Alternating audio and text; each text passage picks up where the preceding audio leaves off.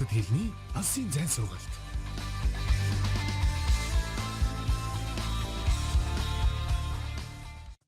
Сайн байцгаана уу үзэгчдээ. Та бүхэнд энэ өдрийн мэндийг хүргэе. Хятад хэлний дон чатны хичээл эхлэхэд бэлэн боллоо. Өмнөх хичээлээрээ бид намрын баяр гэсэн сэдвийн хүрээнд шинэ үгсийг хамтаа сурсан. Үдсэн хичээлээ хураангуйлан давтацгаая. 我们觉得送什么礼物不重要，重要的是友谊. Бидний бодлоор юу бэлгэлэх нь чухал биш, гол нь нөхөрлөл юм. 我们把礼物打开看，称赞礼物，表示感谢. Бид бэлгээ онгойлгож хараад магтаж талархснаа илэрхийлдэг. 礼轻情意重. Бэлгийн морины шүдийг үздэггүй гэх мэт үгсийг үзсэн. Ингээд үгийн сангийн шинэ хичээлээ эхлэе. Өнөөдрийнхөө хичээлээр чөлөө цагаа өнгөрөх гэсэн сэдвийн хүрээнд шинэ үгсийг хамтаа үзэх болно. Та бүхэн хичээлдээ идэвхтэй орж бичиж тэмдэглэхтэй бэлдээрэй.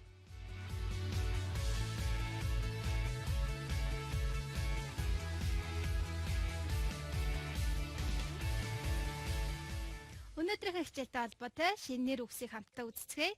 Бидний үзэх эхний үг бол 意见. 意见 санаа, санал гэсэн утгатай. 请多提意见. 请多提意见. Илүү олон санаа дэвшүүлээрэй. 字画. 字画 урамшлигтэй зураг буюу каллиграфик ингэж нэрлэдэг. 我有喜欢画字画挂墙上. 我有喜欢画字画挂墙上. Би заримдаа уран бичлэгтэй зураг зурж ханандаа өлгөдөг.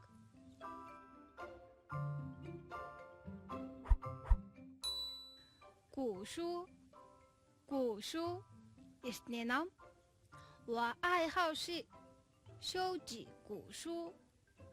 我爱好是收集古书. Миний хобби бол эртний ном цуглуулах. Энэ жишээнд орсон шоужи гэдэг нь цуглуулах гэсэн утгатай уйлог байна.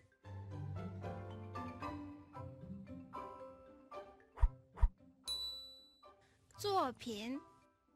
Зуопин бүтээл гэсэн утгатай нэр үг байна. 这些字画都是你自己作品吧. 这些字画都是你自己作品吧. Эдгээр уран бичлэгтэй зураг бүгд өөрийн чинь бүтээл байхаа.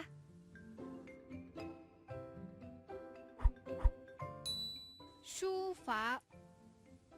Шуфа уран бичлэг. Харин уран бичлэг бичдэг хүнийг шуфажа. шуфажа гэдэг байх нэ. Жишээг хамтаа харцгаая. 我很喜欢中国书法，也跟书法家学过。 我很喜欢中国书法，也跟书法家学过. Би хятадын уран бичлэгт дуртай, бас уран бичлэгчтэй хамт сурч байсан.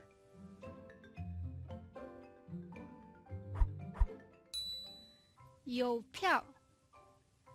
邮票 Shopping Mark. 他有很丰富的纪念邮票收集. 他有很丰富的纪念邮票收集. Тэр маш баялаг маркны цуглуулгатай. Одоо бүгдээрээ шинэ тэмдэг нэрээ үзье. Эхний үзэх тэмдэг нэр бол 整齐. 整齐 нэгт нямбай цэгцтэй гэсэн утгатай. 外边有整整齐齐的摆着这么多的花儿. 外边有整整齐齐的摆着这么多的花儿. Гадаа маш нэмбайгаар өртөлсөн олон цэцэгсэн.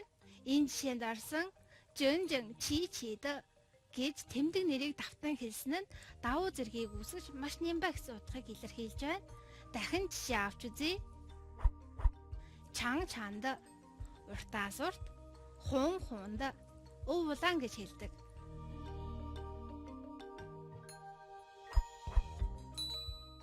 Анжин. Анжин намгум тайван гэсэн утгатай. 小孩子们安安静静的上课.小孩子们安安静静的上课. Хүүхдүүд намгүм хичээлдээ сууж байна. Би чөлөө цагаан өнгөрөх гэсэн сэдвийн хүрээнд шинэ үг үзэж байгаа. Одоо бүгдээрээ шинэ үйл үгээ сурцгаая.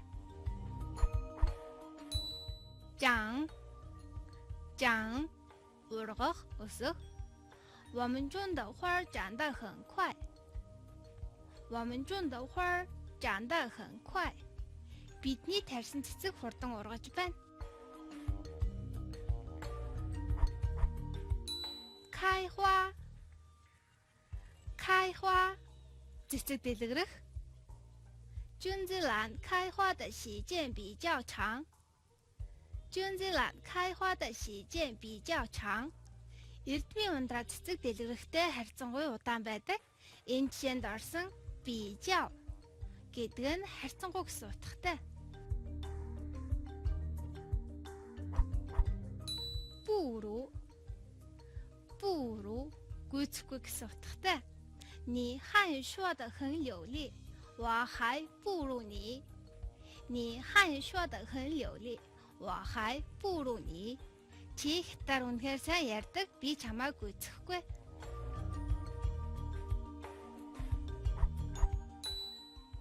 Бидний үзэх сүүлийн үг бол 互相 互相 харилцан бие биедээ гэсэн утгатай. 我喜欢收集硬币，他也喜欢。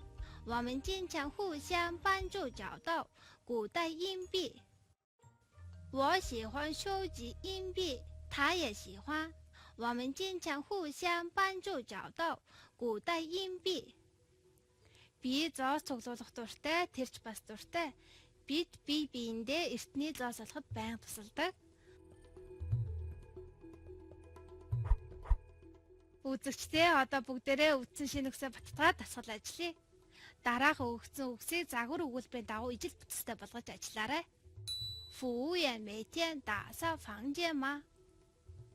Үйлчлэгч өдөр бүр өрөө цэвэрлэдэг гэсэн асуултанд хариулахдаа тэмдэг нэрийн давцан хэлбэрийг ашиглаж та 每天都辛辛苦苦地打扫房间. Тэр өдөр бүр их зүдэрч өрөө цэвэрлэдэг гэж хариулах нь байна. Эхний өгөгдсөн үгс нь 练书法, та 认真.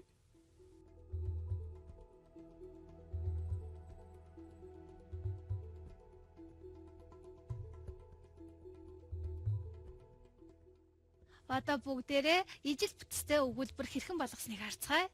Та 每天练书法吗? Тэр өдөр бүр уран бичлэгээ давтдаг. Ta 每天都认认真真的练书法. Тэр өдөр бүр маш хариуцлагатайгаар уран бичлэгээ давтдаг.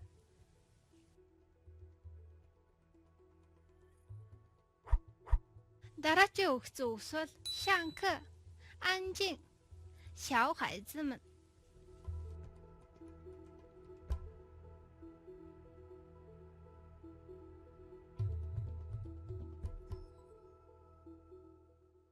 Ингээд өгүүлбэрт оруулсныг харцгаая. 小孩子们每天上课吗? Хүүхдүүд өдөр бүр хичээлдээ суудаг уу? 小孩子们每天都安安静静的上课. Хүүхдүүд өдөр бүр намгүм хичээлдээ суудаг.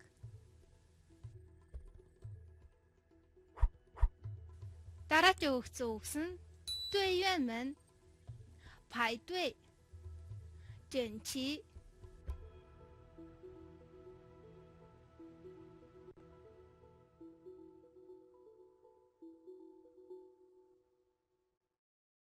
Ингээд загварын дагуу хэрхэн өгүүлбэр үүснийг хамтаа харцгаая. 队员们每天排队吗? Багийн гишүүд өдөр бүр зогсдог. 队员们每天都整整齐齐的排队. Багийн гишүүд өдөр бүр маш зэгцтэйгээр зогсдог. Үзэгчдээ ингээ үргэлжлүүлэн өнгийн сангийнхаа хичээлээр түгээмэл хэрэглэгдэх хэл зүгсээ сурцгаая. Эхний хэлц бол 一不做二不休. 一不做二不休. Хийвэл бүү, айвал бүү хийх гэсэн утгатай. Дараагийн хэлц бол 飞扬跋扈. Фэян баахүү Монгол хэлний дураараа ашигч дунд чөмгөөрөө жиргэх гэсэнтэй утгадаг. Дараагийн хэлцэл. 有始有终. 有始有终. Эхэлсэн бол дуусгах гэсэн утгатай бөгөөд монгол хэлний давс хэвэл уустал, ажил хэвэл дуустал гэсэнтэй утгадаг гэж байна. Өнөөдрийнхөө хичээлээр бид чөлөө цаг өнгөрөх гэсэн сэдвийн хүрээнд шинэ үгсийг хамтаа сурч тэдгээрийг баттган дасгал ажиллалаа. Та бүхэн үдсэн шинэ үг хэл зүгсээ сайдар тогтоон өдөр тутамдаа хэрэгэл сураарай. Дараагийн хичээлээр амралт гэсэн сэдвийн хүрээнд шинэ үгсийг хамтаа үзэх болно. Ингээд үзэгчдээ үргэлжлүүлэн ярианы хэл хичээлээ хүлээн авч үзнэ үү? Хятад хэлний алсын зайн сургалт.